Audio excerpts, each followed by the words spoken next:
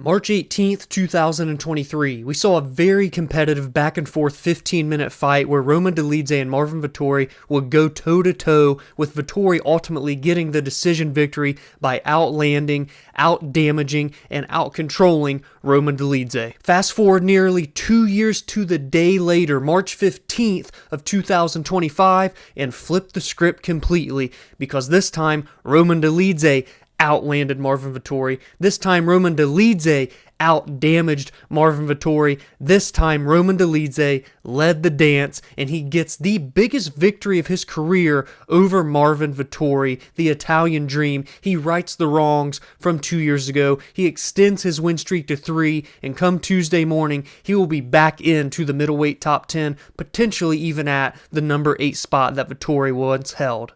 In terms of the fight that we saw in the main event of UFC Vegas 104, it was a copy and paste, except add 10 more minutes to it from what we saw from Marvin Vettori and Roman Dolidze in their first bout back in March of 2023 at UFC 286 in London. There was over 250 strikes landed, over 450, 500 strikes thrown in total, and Dolidze was the man leading the dance, landing the bigger shots, causing more damage, and ultimately getting a 49-46, 4-1 scorecard across the board from all 3 judges in order to pick up the unanimous decision victory. This was Dolidze's 4th fight since first meeting Vettori 2 years ago in March of 2023, being very active, having a 3-fight year in 2024, where it started with a loss to Nassourdine Imavov, who is now the number 1 ranked middleweight in the world, behind the champion Dricus du Plessis, of course, but since then has righted the ship, has won 3 consecutive victories, finished with 2 back-to-back wins in 2024 over Anthony Smith on short notice up at light heavyweight, and a finish over Kevin Holland. Yes, there was a little bit of an injury there for Kevin, but it still was a very good first round performance from Roman prior to the stoppage. And now here, a 25-minute full-on performance where he never gassed, never got tired, and never let Vettori really have an inch in this fight. Yes, Vettori was very competitive. It was a close fight. You could even argue that he won a second round out of the 5, but I think the rightful winner in this one was Roman Dolidze, and he left it all in the cage given the volume and the strikes that he absorbed and granted toward his opponent Vettori here. This was just a dogfight where someone had to show that they wanted it more, especially with all of the huge outcomes that have happened already in 2025 for this middleweight division. I said on Friday that the winner and loser here of this fight, if the winner obviously didn't have a good performance, could get left to the wayside, could be forgotten about because of all of the big wins we've seen from Imavov, from DDP, from Anthony Hernandez, from Jared Cannonier. But after this one, Roman, yes, it wasn't the most impressive of all of the middleweight wins so far, but it was good enough to remain relevant in the discussions right now. He will be back in the top 10 come Tuesday morning, as I mentioned, and there are a lot of interesting and intriguing matchups to be had in this weight class. But before we matchmake, let's first touch on Marvin Vettori, because in the aftermath of this one, he's now lost 3 of his last 4 fights and 2 consecutive. The one before this was a loss to Jared Cannonier in June of 2023, and he just hasn't been very active. Yes, of course, that's not all his fault. He had a major shoulder surgery during his time off over the last 2 years, and it's worth noting that he even moved to American Top Team in Florida during these last 2 years, and I just don't feel like he was fully able to showcase his skills and even some new skills that he's picked up over the last 2 years, but I'm not all out on Marvin Vettori. Now, do I think he'll be a title challenger again? Do I think he'll ever hold middleweight gold? I feel like as of right now, my answer would be no, but it's still crazy that he has all of this experience in the UFC against all of the best fighters in the world and is still only 31 years old. He can still flip the switch. He can still change the narrative of his career, but it's just kind of a prove-it situation now for him. So now let's go on to the discussion of what could be next for Dolidze, and he did at least narrow down the options in terms of who he wanted to fight next, as he had a very reasonable call-out in the aftermath of this victory, and it was, well, technically 2 call-outs. And there are 2 realistic fights for me. It's a Whittaker or Adesanya. Let's go, just give me date. And honestly, I don't think you can go wrong with either one of those opportunities. Both guys coming off of losses. Adesanya getting finished by Imavov, Whitaker getting finished by Khamzat Chimaev. Sign me up for either one of those. Plus, you add on the fact that it would be a fresh matchup no matter which way the UFC decides to go for Dolidze. And I've talked about this middleweight division so much in 2025 that it's probably getting repetitive at this point, but it seems as though we're getting a little bit of clarity, especially with a very specific call out from Dolidze. So here we go again. Let's matchmake the UFC middleweight division now that the middleweight marathon is going to be taking a little bit of a hiatus until May 3rd when Renier de Ritter and Bo Nickel take on each other for the top 13 spot in the world. So it seems all but certain that Dricus du Plessis' next fight and next title defense will come against the undefeated phenom that is Khamzat Chimaev, who currently sits at number 3 in the world, coming off of a submission in the first round at UFC 308 over Robert Whitaker, the former champion. And in the aftermath of UFC Vegas 104, Roman Dolidze called out either Israel Adesanya or Robert Whitaker, which is number 4 and number 5 respectively. Either one of those you can sign me up for. They're both fresh, as I already said. You pick your poison on that one. For me, if I had to choose one, maybe we go with Robert Whitaker, but honestly, I'm fine with him getting Israel Adesanya too. They both present interesting and unique challenges to Dolidze's skill set. So that leaves us with the number 1 ranked Nassourdine Imavov, who's on a 4-fight win streak and a knockout over Israel Adesanya at UFC Saudi Arabia in February. It leaves us with the number 6 ranked undefeated in the UFC, leader of the fighting nerds, Caio Borralho, and the number 9 ranked Anthony Fluffy Hernandez, who is on a 7-fight win streak right now. Oh, and of course, I'd be remiss to not mention the number 7 ranked former title challenger Jared Cannonier, who finished Gregory Rodriguez last month as well. You know what? I think I can see it clearly now.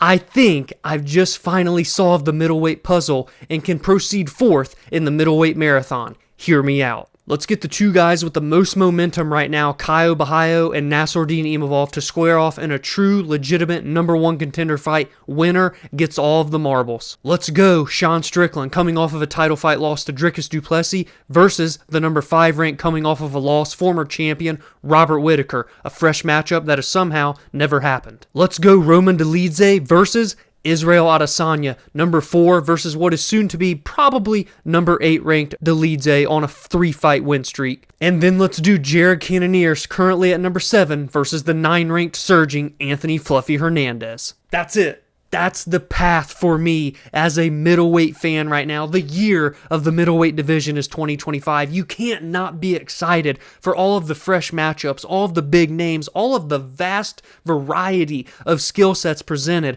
by the top 10 fighters in the world at this weight class.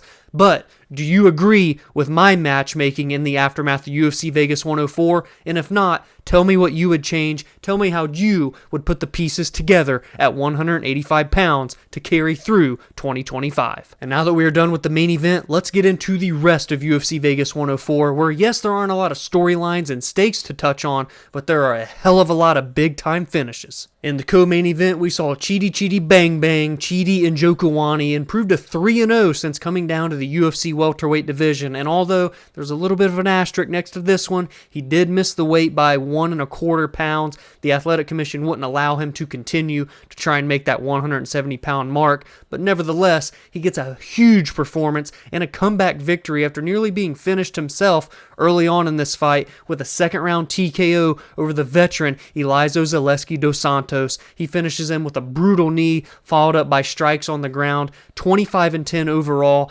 15 knockouts to his name, a 3-fight win streak, 3-0 at 170 pounds.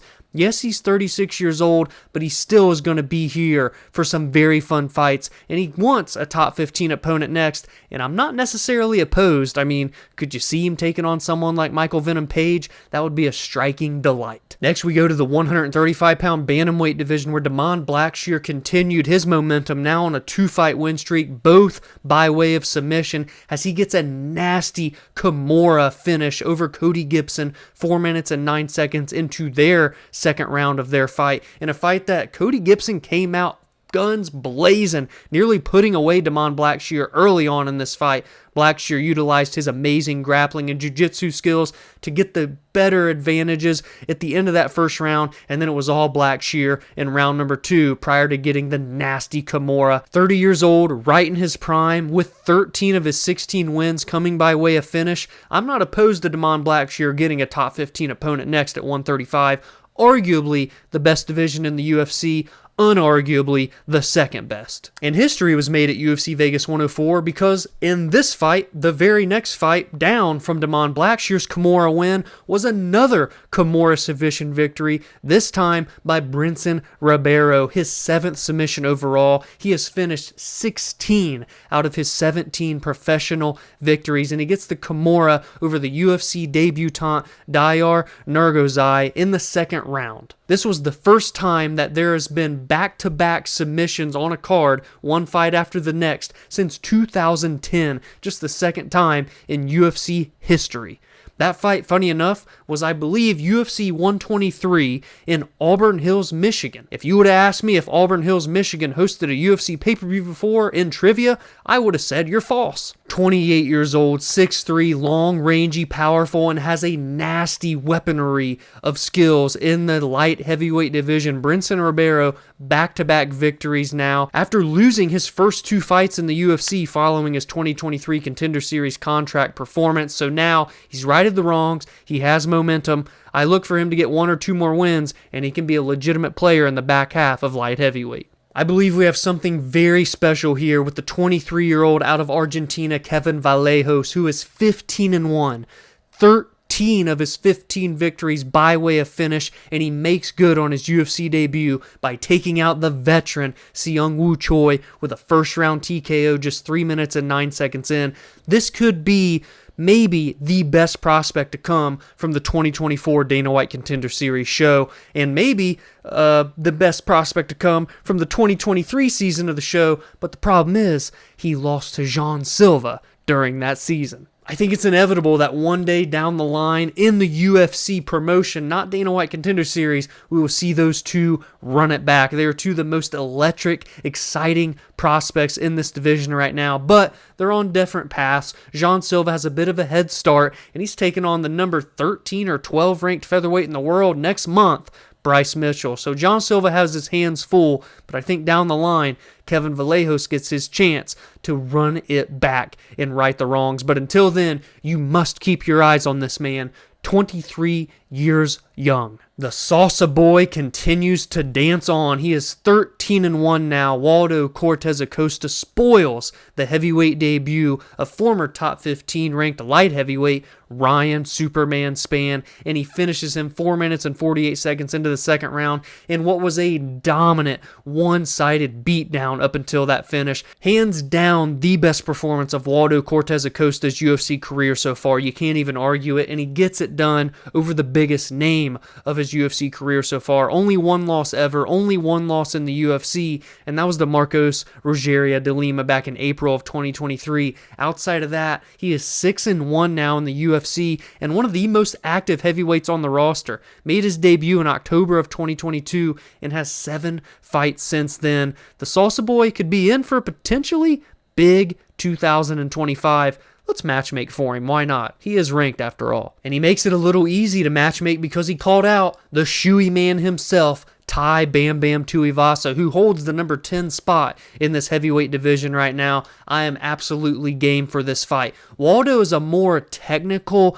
crisp striker if we're talking back half of the heavyweight division, and Tai Tuivasa comes to swing and bang. It's contrasting styles, and that makes for a very intriguing fight. The 37-year-old Carlos Vera cashed as the biggest underdog of the night and one of the biggest underdogs of 2025 so far as he spoils the UFC debut of Josias Musasa and takes his perfect record away from him, and he did it in style. He landed a beautiful head kick and within seconds immediately jumped the back of Musasa and submitted him with a rear naked choke, all of that happening in just 3 minutes and 16 seconds in what was a barn burner for the few minutes that we got to see. UFC. He's 1-1 in the UFC. He's 37 years old. He's finished about half of his fights, 7 out of 12. So I'm not sure exactly how high the ceiling could be for Vera, but clearly he's going to be involved in some fun fights, and that I'm here for. I believe of the entire UFC Vegas 104 card, the most impressive performance from start to finish, from minute 1 to minute, 12:05, I guess you would say, Andre Lima was ultra impressive, and where I quoted on X saying he had a clinical performance and remained undefeated, 11-0, 6 finishes, 26 years old, out of Brazil in this flyweight division, and he absolutely destroyed Daniel Barez. It was a close first round where Barez tried to keep it as interesting as possible, but minute by minute, Lima just continued to pull away, and this was the best performance of his career, the best showing in his UFC career, and he's now 4-0 in the UFC, 3-0 if you want to take away the biting thing that he got a disqualification victory for, wins over Felipe dos Santos, Mitch Raposo, and now Daniel Barez. You have to give him a top 15 flyweight next. I think you give him anyone from 10 to 15, whether that be Tim Elliott, Tagiro Alimbekov, Bruno Silva, Ramazan Tamirov, Kaya Sakura, who challenged for a championship fight, or Charles Johnson. You can't go wrong with giving him an opportunity against any of those guys, and if he continues to win on, by the end of 2025, start of 2026, Andre Lima could be in flyweight title contention. The zombie girl Priscila Cachoeira secured a brutal one-punch knockout with the uppercut, very reminiscent of when Derek Lewis knocked out Curtis Razor Blades a couple of years back. Oh my goodness, this was just an absolute banger of a fight for the 2 minutes and 46 seconds that we got to see it, and that's nothing new for Priscila, who has the name Zombie Girl for a reason. She's won 3 of her last 5 fights for what it's worth, and the losses? Jasmine Jasudavicius, who is absolutely on a tear right now, and Miranda Maverick, who is also on a tear. She is 36 years old, has knocked out 8 of her 13 opponents that she's beaten. I don't know how high the ceiling is for Priscila, but she's going to be in electric fights. That I can guarantee. And last but not least, the most crispy knockout of the night. Get it? Because that's Carly Judas's nickname? Okay, that was a little bit cringy, but Dustin Poirier was proud of her. Lafayette, Louisiana, stand up. Carly Judas's is now 4-2, gets her first victory in the UFC, and did it in style with a nasty head kick knockout over the debutante Younessi Dubin, who had a viral knockout on 2024's Dana White Contender Series season. Only 26 years old, very long and rangy for the 125-pound weight class, and all 4 of her victories are by way of knockout. That is very fun and something to keep your eyes on moving forward in 2025. So be sure to let me know in the comments below all of your thoughts on UFC Vegas 104. What did you make of the main event and what comes next for Roman Dolidze and Marvin Vettori? And give me your takeaways from all of the big finishes. A card that coming into Saturday wasn't all that hyped up. It did not have a lot of storylines. It did not have a lot of stakes. It did not have really any big fights outside of the main event, truthfully.